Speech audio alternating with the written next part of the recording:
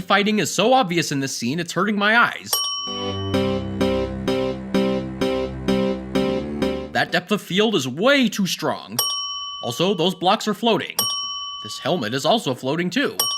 Excuse me, scenery. Who authorized you to teleport in the background? Go back to your positions. It's not immediately obvious where this shadow is coming from. If it's from a block off screen, then move the angle of the shot. Physical space is not an issue for your camera. Also, that skeleton horse's eyes are still open. The poor thing is waiting for his rider to wake up, and he never will. The dust particle effect in the foreground disappears for 2 frames before it cuts to the next shot. This is something you see all the time in video games, where assets have to be quickly unloaded and reloaded between shots in real time, but this is pre-rendered animation. There's no such excuse here. Either the animators forgot about the missing effect, or there was a critical miscommunication between animators. These eyes are wobbling all over the place. It could be an attempt to simulate heat distortion from the nearby fire, but it just doesn't look right. The foreground scenery hitches at the end of the shot. It must be nervous. These floating bits of cobblestone and iron ingots are clipping into the ground. This dead bush blowing like grass in the wind looks really odd, especially since the base of it is moving too. It must be performing some sort of ritual. That's cute. The main character has a pet dragon? Hydra? King? Ghidorah? Whatever this thing is, I like it. Unfortunately, I barely saw what was going on before the scene faded out. You'd think introducing a pet Hydra would warrant more than half a second of screen time.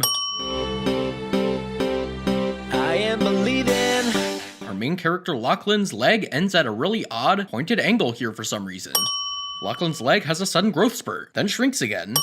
This lighting is really lackluster. It looks like all the animator did was add an ambient light and color the sky blue. The big fight, that tonight's gonna be the big fight. The Z-fighting is strong with this one. While we're at it, let's just add 5 sins for all the remaining Z-fighting in this video. One of the Hydra's heads goes a bit off model, jutting out slightly from the top, and then retracting just before the shot cuts away. That tonight's gonna be the big fight. Neither Lachlan nor his Hydra have ups and downs in their walk cycle. It honestly looks like Lachlan is dragging his feet, despite being seemingly in a good mood. Also, this water is completely still and way too reflective. Again with the water being over-reflective. Also, this camera eases in and out of its motion. Haven't said this in a while, but linear tangents. That tonight's gonna be There's a lighting glitch for 2 frames on this glowstone lamp. This wooden block has a panic attack because of the camera zooming in onto it. It's okay, Plank, the camera's not focused on you. In addition to the usual clipping problems, this wooden block has starkly different colors than the others around it. Big fight, that tonight's gonna be the big fight. Lachlan's head and both arms blatantly clipped through the door in the doorway. Big fight, that tonight's gonna be. Given how gravity and center of balance work, Lachlan should have fallen straight on his blocky butt here. That tonight's gonna be. That cut was way too abrupt. Also, there's nothing but cyan void behind this lava creeper. Lachlan's shadow gets the jitters as he walks towards the chest. That tonight's gonna be the big fight. That tonight's gonna be the. Both those pickaxes disappear during this shot, only to reappear in the next. The camera jitters from 1 frame at the start of this shot. That tonight's gonna be the big fight. Rest in peace, ambient occlusion. You will be missed. That tonight's gonna be. Despite having an unenchanted pickaxe, Lachlan gets diamond ore from mining the block instead of just a diamond itself. Also, I've heard of putting your back into it, but this just seems a little excessive. Tonight's gonna be the big fight. A little known fact about parkour, when wall running, be sure to clip as much into the wall as possible to maintain your speed. The animator has seemingly forgotten one of the 12 principles of animation: anticipation. The lava creeper has no spring to his jump. It's as if he's moving from points A to B to C with no momentum. That was a really close call there, buddy. You should have thrown the cobblestone down at the peak of your jump, not just before you were meant to land. It's gonna be the big fight. Why is it when the lava creeper mines the diamond, he gets just the diamond, but this diamond also floats, hitting an invisible block? Oh boy, it's a black frame. I haven't seen one of those in an animation in a long time. Lachlan goes from having just mined something when the lava creeper looks back to being right in front of the crafting table in this shot.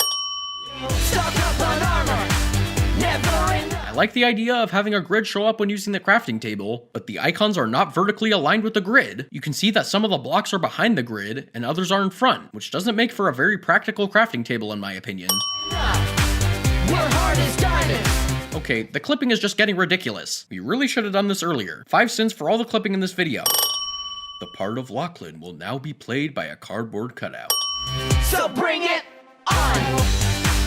This video has a very annoying habit of applying motion blur at the last frame of a shot and the first frame of the next shot. This is what happens when an animator only works with one camera in a virtual set and wants to cut to a new angle. The camera is teleported instantly to a new location, and the software applies motion blur to that transition as if the camera was moving extremely fast. 2 frames may not seem like a lot, but it's long enough that the blur produces a strange visual effect when cutting between shots, like the viewer is blinking without actually doing so, and it happens a lot in this video. So let's give out 5 cents for that.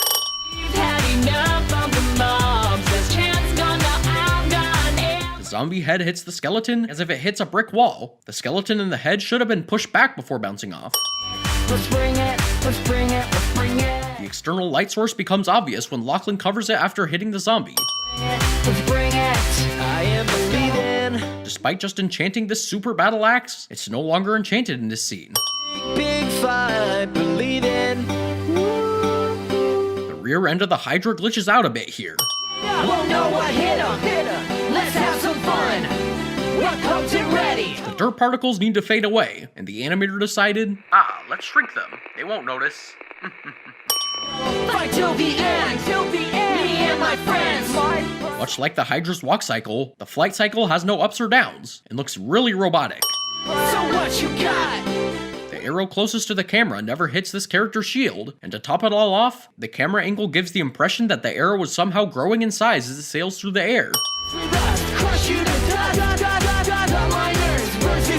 I know the animators wanted to stay with the tempo of the music, but this shot with the Enderlings goes by way too quickly. You need to give a shot with some breathing room, a minimum of 15 frames to give the audience time to register new information. Another black frame? Seriously? Come and make our day believing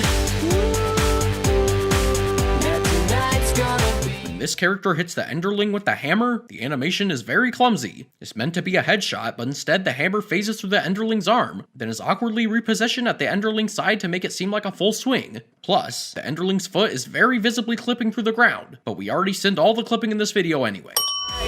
That tonight's gonna be the big fight. And one more black frame to seal the deal. Okay, this one's more black-greenish, since the camera is clipping into the side of the Hydra's model, but it accomplishes the same effect, and it lasts for 2 frames this time. Joy.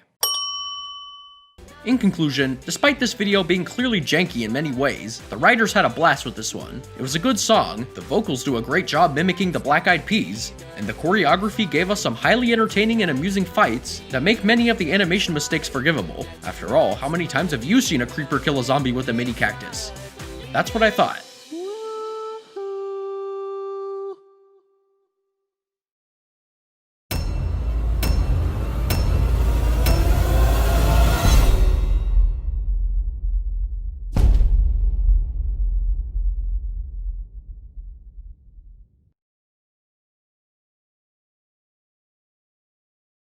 I hurt people. Boink! I'm a force of nature. Bonk! If you were from where I was from, you'd be f***ing dead. Woo! Look, Simba. Everything the light touches is our kingdom. Wow.